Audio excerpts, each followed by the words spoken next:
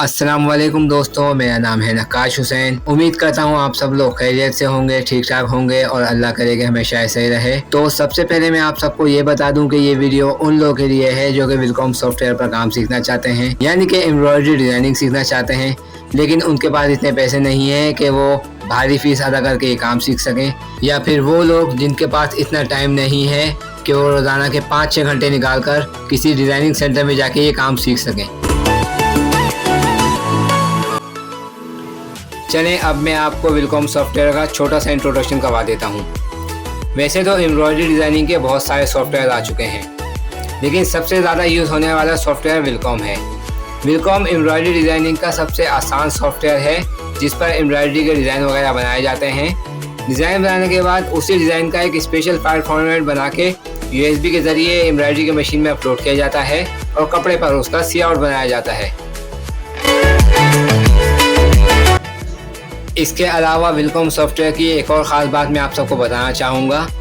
अगर आपने adobe Photoshop या एडोब इलस्ट्रेटर का पेन टूल यूज़ किया है तो आपको विलकॉम सॉफ्टवेयर सीखने में ज़्यादा परेशानी पेश नहीं आएगी, क्योंकि एडोब फोटोशॉप का पेन टूल और विलकॉम सॉफ्टवेयर के इनपुट ए टूल में कोई ज़्यादा फ़र्क नहीं है। अगर आप एडोब फोटोशॉप के पेन टूल और विलकॉम सॉफ्टवेयर के इनपुट ए टूल का फ़र्क देखना चाहते हैं तो उसके लिए मैंने ये वीडियो बनाई है, आप ये वीडियो देख सकते हैं। चलें, अब मैं आपको बताता हूं कि एम्ब्रॉयडरी डिज़ाइनिंग की कितनी फील्ड्स हैं। एम्ब्रॉयडरी डिज़ाइनिंग की 2 फील्ड्स हैं, एक है लोकल एम्ब्रॉयडरी डिज़ाइनिंग, दूसरी है export embroidery designing. Local embroidery designing में इस टाइप के डिज़ाइन वगैरह बनाए जाते हैं और एक्सपोर्ट एम्ब्रॉयडरी डिज़ाइनिंग में इस टाइप के डिज़ाइन बनाए जाते हैं। और जो डिज़ाइनिंग मैं आपको सिखाऊंगा वो है एक्सपोर्ट एम्ब्रॉयडरी डिज़ाइनिंग।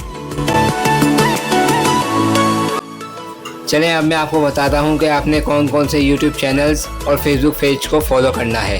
फर्स्ट आपने Facebook पर लर्न विलकॉम विद नक्काश के पेज को फॉलो करना है, जहां आपको सारे विलकॉम सॉफ्टवेयर और प्रैक्टिस करने के लिए आर्टवर्क मिल जाएंगे।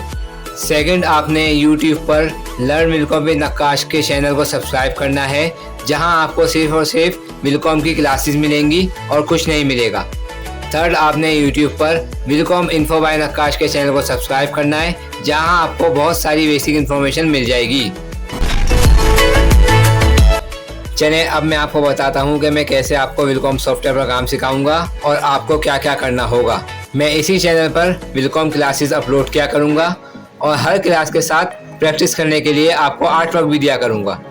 हर विलकॉम क्लास के डिस्क्रिप्शन से आपको एक लिंक मिलेगा, जहां से आप प्रैक्टिस करने के लिए आर्टवर्क डाउनलोड कर सकते हैं।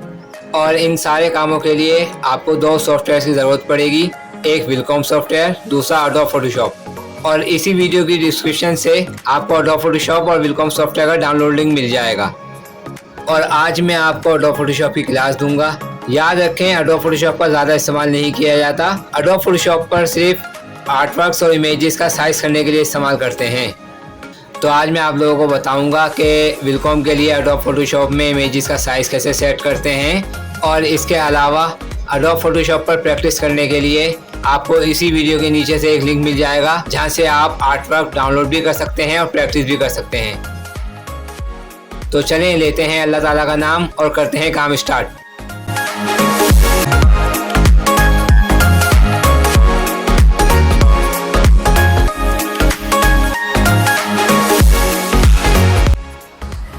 तो देखो यार, जब हमको विलकॉम में कोई भी डिज़ाइन वगैरह बनाना होता है तो सबसे पहले हमको कोई इमेज चाहिए होती है। जैसे ये हमारे पास इमेज है। अब हमको ये इमेज इस इमेज पर पंचिंग करनी है, तो हम सबसे पहले क्या करेंगे, इस इमेज का साइज करेंगे। तो साइज करते हैं एडोब फोटोशॉप में। ये देखो, ये मैंने एडोब फोटोशॉप ऑन कर दिया। अब ये एडोब फोटोशॉप ऑन हो जाए तो फिर हम साइज करते हैं।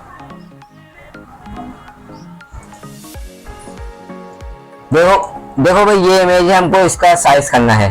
तो हम इसको इमेज को उठाएंगे, एडोब फोटोशॉप में लेके जाएंगे, यहाँ छोड़ देंगे। तो देखो सारी चीजें नहीं बनाई जाती, जो हमको बनाना है हम उसको सिलेक्ट करेंगे। अब जैसे ये हिस्सा है, ये सारा बेकार हिस्सा है, हम इसको कट कर देंगे।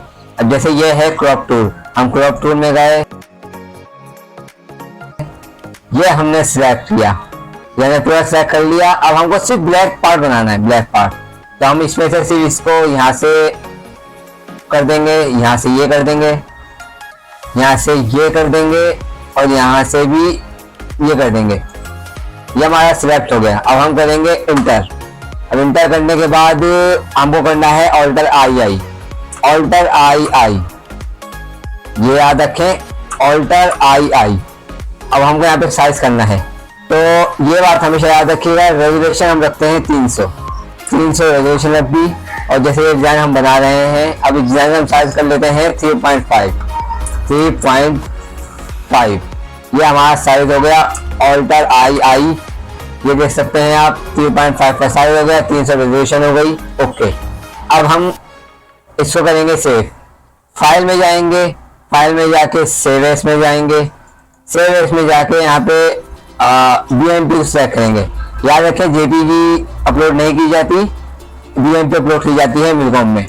जहाँ पे हमने क्लिक किया, ये BMP सेलेक्ट की, इमेज 1 है। अब हमने इमेज 1.2 नाम दे दिया और सेव कर दिया। ये हो गई फाइल सेव, फाइल सेव हो गई। अब हमने इसको बंद कर दिया। ये आप देख सकते हैं इमेज 1.2 ये हमारी BMP फाइल आ गई, क्रॉप हो गई। जबकि ये पहले ऐसी थी, ये पहले ऐसी थी, अब ये फाइल ऐसी हो गई क्योंकि हमने क्रॉप कर लिया और साइज कर लिया। तो अब उसके बाद हम जाएंगे विलकॉम में। हमने विलकॉम में गए, इमेज में गए, विलकॉम में जाके हम इमेज में जाएंगे, इमेज में गए। उसके बाद हमने इंसर्ट पे क्लिक किया, इंसर्ट पे हमने क्लिक कर लिया। उसके बाद हमने डेस्कटॉप पर क्लिक किया या जहाँ पर भी हमारी तस्वीर है वहाँ पर। ये रही हमारी BMP फाइल इमेज 1.2, ये हमने क्लिक किया, इसको सेव किया, ओपन कर लिया। अब ये हमारी आप देख सकते हैं कि विलकॉम में तस्वीर आ चुकी है। सबसे पहले हमको इसको सेव कर लेना है इमेज फाइल को। तो यहाँ पर फाइल में जाएंगे, सेव एज करेंगे और डेस्कटॉप या कोई भी जगह जहाँ पर आपको फाइल रखनी है वो करेंगे।